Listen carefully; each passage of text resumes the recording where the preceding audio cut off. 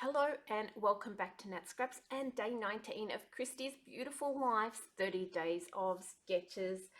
Today's sketch, guys, is from Hannah Painter and it is so cute. I loved the fact that we had some just like areas that weren't so much embellishments, but maybe some inking or whatever going on out of the corners of this, and it really inspired me and I had so much fun creating today's layout. So I hope you'll stick around and see what we create.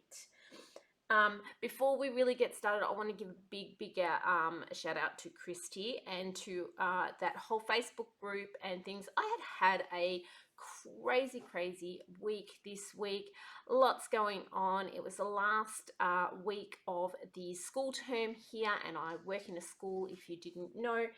And Christy gave me a bit of a YouTube shout out on the Facebook page, and then you guys swarmed my page and gave me so much love. There were so many beautiful comments that I got to this weekend, and it means so much to me, guys, because after a really crappy week, to have something so fun and happy happen, I just cannot thank you guys enough. And to all you guys that are new here, I really do hope you enjoy my content and what I do, and that is basically just create and bring you along on my creative journey. Here I am creating a layout again. If you haven't been following along, I've been doing very old photos of my boy. He's now a teenager, so we've been plodding along doing toddler photos and baby photos of him, and having lots and lots of fun with lots of old photos.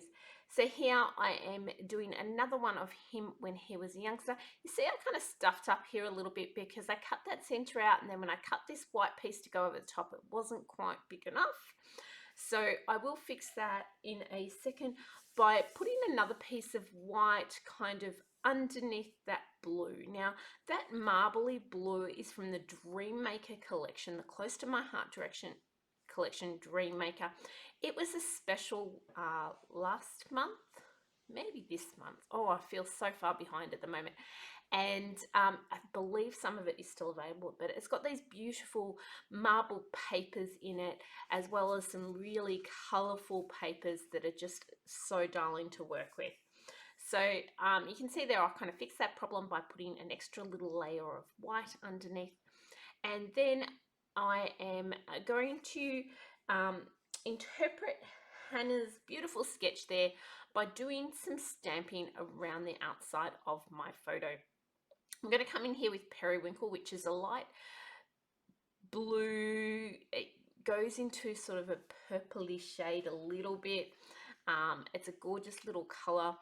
And I'm going to stamp that and then go over with a little script stamp. Now this stamp set is also from the Dreammaker collection. I don't know if the stamps are still available. I know that there was a few papers the other day when I was online, but I'm not sure about the stamps. I will put a link in the description, so if you do want to go and check it out, you can. So I'll come in and put that little script over the top with the sapphire, and that is the majority of the background that I'm doing. So I'm just kind of putting areas where I know I'm going to put a little bit of an embellishment over the top. Now I don't really go overly in with plans when I go to create. Like, I don't go, I'm going to use this paper, these embellishments, these stamps and stuff. I might have a little idea in the back of my head, but generally I just fly by the seat of my pants. It's like, oh, what will I do now? Yeah, okay, I'll just do that. And that's what I was doing here.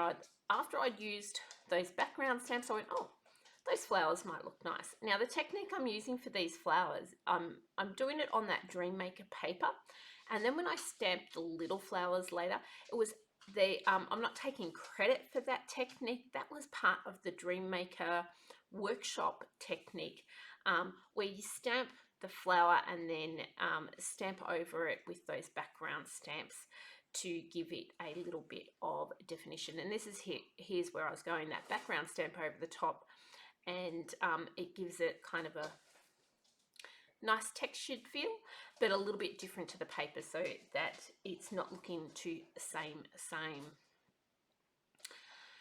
I'm going to cut those out and I'm going to spread them around. I don't know what I was thinking, but I actually only stamped 5, not 6. So I was thinking 2 for each little embellishment cluster there.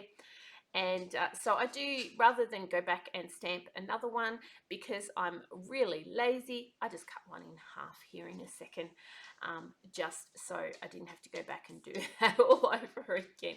It wouldn't have been that much work, but yeah, I feel like I'm on a bit of a timeline, so that's what we did. I don't know if you guys can hear my little puppy walking around in the background there. If you can hear a little tick tick on the ground, that's my little dog. Well, he's not little, he's actually big. He's just tiptoeing around, and there's lots of wind and stuff today, so he's not all that settled, like, you know, things keep banging on the windows and stuff. So he keeps trotting around trying to find what is making the noises. So now I've done that. I've gone into my stash and I'm thinking I want some cute little kind of baby animal-y things. So I went through my stash and I found this cute little owl. And then there's, I think it's a squirrely thing here. And the very last one I find is like a little echidnary anteater thingy, something like that. Hedgehog's probably your American term for it. So a hedgehog. And I've stamped those out and I'm going to give them just a little bit of colour. Now you might be thinking, why am I stamping 2? It's because I know I'm going to colour them. And if I stuff up the colouring on that first go round, then I have a backup one already stamped, and I can just go in and redo another one. So when you first colour something, you're not always sure whether you're going to get them perfectly coloured. So then I'll just throw those in a little container and I can use them on a layout further down the track, or I have girls in the cottage every fortnight creating and doing scrapbooking. So if they want a owl or a squirrel or something, there's a container there, they can just grab them out.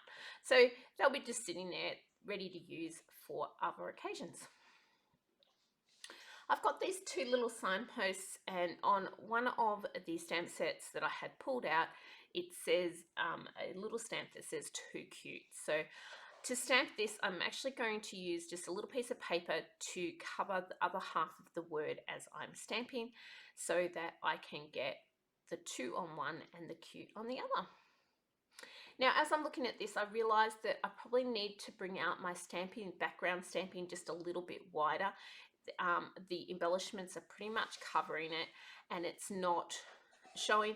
So I am going to go back in with those background stamps and just make sure that that comes out just that little bit more, and that it will poke out from behind those embellishments. So that's all that I am doing here.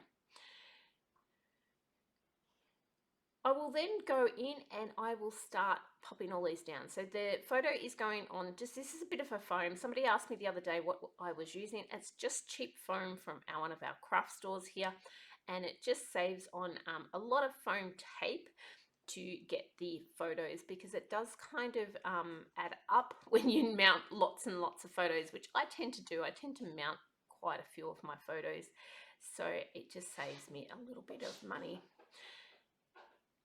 Sure, they did mention that it looks a bit random when you have like bright pink or orange or green or something, and I'm working on a monochromatic blue page, and then all of a sudden that comes out. The next thing that I attempt to do is that little hedgehog is meant to be holding a string. It was from the Flying By, which is a stamp set that came out last year, I believe it was, for National Scrapbooking Month. I could be wrong there. And it was such a cute set, and it was sort of like all little animals that were flying by or were holding on to like a balloon string. So he looked a little bit funny with him just sitting there, so I added this string. I'm at 2 minds. I don't know if I like it there. I think it distracts and takes the eye off the page, which I don't really like, but hey, it's on there, and I can easily remove it if I want. Now, the very last thing, guys, I am doing is sprinkling loads and loads of those sequins around. I have heaps of these baby blue sprinkles, and I've used them quite a lot lately actually. I think they were the Bluebell ones from a couple of years ago when Bluebell was a colour of the year. The little tool there, one of the girls that comes to scrap said, what is the little tool thing that you use to pick up? And it is a wax tool that you can get from Close to My Heart. They're like, in Australia, they're like about $12 for a pack of 2 of them, and you can sharpen it, and it just helps to pick up the item so that you can put it into place. That is it, guys. That is my layout. I hope you've enjoyed this one. Please hit the subscribe, the like, leave a comment, let me know what you think. And again, thank you to Christy and to Christy's Beautiful Life's Facebook group and all of the wonderful people out there. You are amazing. Have a wonderful, wonderful day. Bye.